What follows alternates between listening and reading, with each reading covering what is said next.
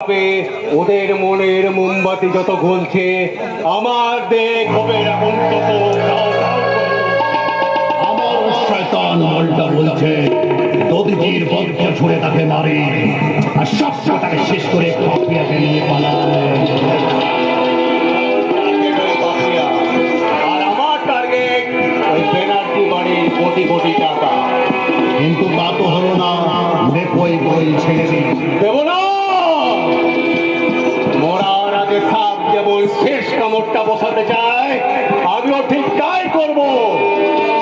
আমি কীর্তনিয়া দেবরাজ পাল, প্রয়োজনে হতে পারে বড্ড বেশি ঝাল। আমি করি যখন তখনই করি যাত্রার সর্বনাশ। চা দেখি কি দেখছি আলো রঙের আকাশ। কি বুঝছি এবার ওই ব্যানার্জি বাড়িতে উঠবে একটা ভয়ঙ্কর ঝড়। কবের বাড়ির অভিশাপ বিশ্বামিত্রের